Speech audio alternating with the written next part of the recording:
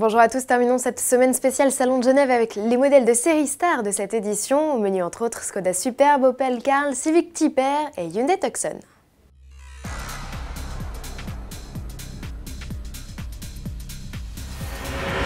Le Salon de Genève est désormais ouvert au public. Vous avez jusqu'au 15 mars pour venir admirer les nouveautés présentées. Et si vous ne savez pas par quel bout commencer, suivez les reporters Auto Plus depuis notre page spéciale Salon de Genève ou via nos journaux TV. Après s'être attardé sur les sportives, les modèles français et les concept cars, place aujourd'hui aux modèles de série avec en chef de file la Skoda Superb, l'une des attractions du salon. Elle vous est présentée par notre envoyé spécial Maël Pilvin.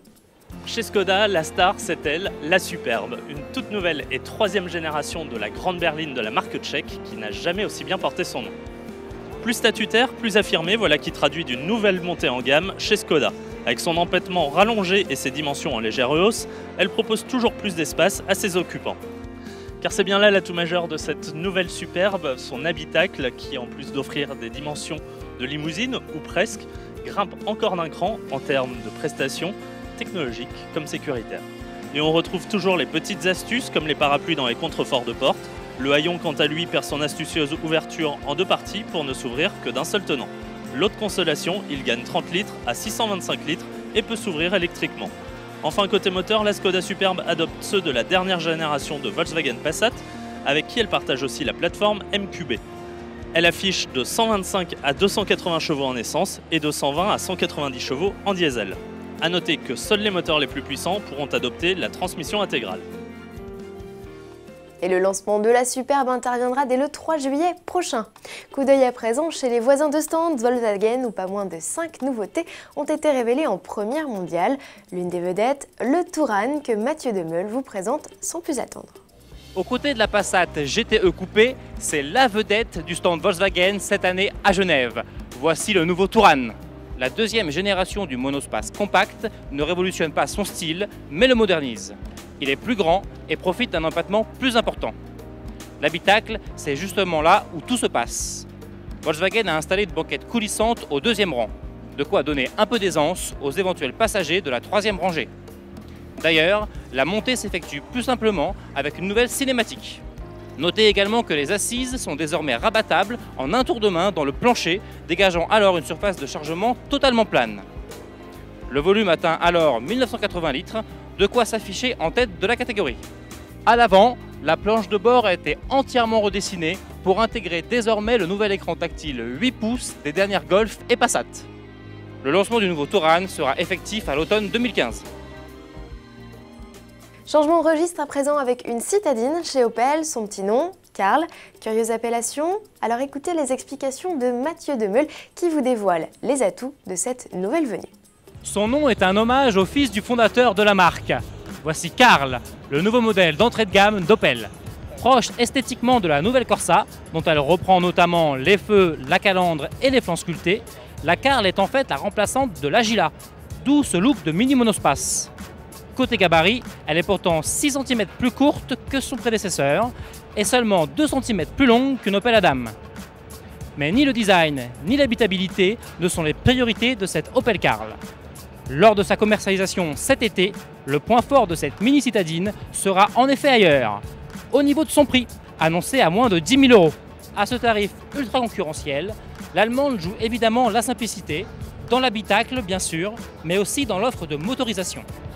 Seul un 3 cylindres essence 1 litre de 75 chevaux, associé à une boîte manuelle à 5 rapports, figure en effet au catalogue. La gamme, elle, se compose d'une unique version 5 portes et de 3 niveaux de finition. Au programme, 2 séries ou en option et selon les versions, l'aide au démarrage en côte, l'alerte de franchissement de ligne, le radar de recul, le volant chauffant, le régulateur limiteur de vitesse ou encore le système multimédia embarqué. Un équipement plutôt fourni pour une citadine. Parenthèse sportive à présent avec quelques modèles vitaminés dont nous n'avions pas encore tous les détails à l'ouverture du salon. Voici donc la Civic Type R, le 4 cylindres turbo essence annoncé à plus de 280 chevaux en développe en réalité 310. Le tout est envoyé au seul roue avant par l'intermédiaire d'une boîte mécanique à 6 rapports. Honda avait annoncé vouloir faire de sa compacte l'attraction la plus rapide sur le circuit du Nürburgring. Mission accomplie, avec un chrono de 7 minutes 50 secondes et 63 dixièmes, la Mégane RS Trophy R est battue de près de 4 secondes. Énorme!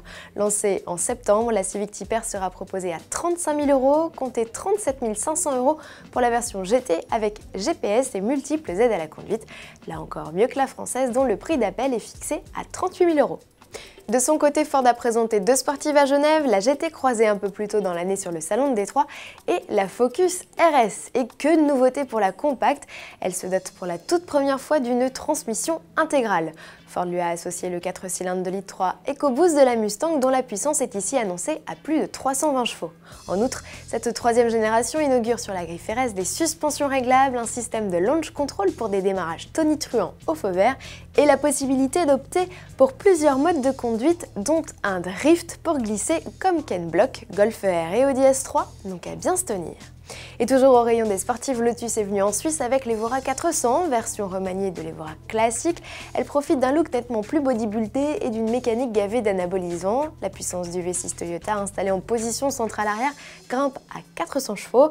Dans le même temps, le poids est en baisse de 22 kg, de quoi revendiquer un 0 à 100 km/h en 4 secondes 2 et une vitesse de pointe de 300 km/h. A noter que le modèle embarque une boîte automatique avec palette au volant et désormais un repose-pied. Première livraison prévue au mois d'août. Pour finir, parlons SUV avec pour commencer une halte chez Hyundai. Ne cherchez pas le iX35, il n'existe plus. La troisième génération du modèle a repris le nom de son aîné, Tucson. Revue de détail avec Mathieu Demeul. Nous voici ici devant la nouvelle et troisième génération de Hyundai iX35 qui ne se prénomme plus iX35 mais Tucson comme c'était le cas avant 2010.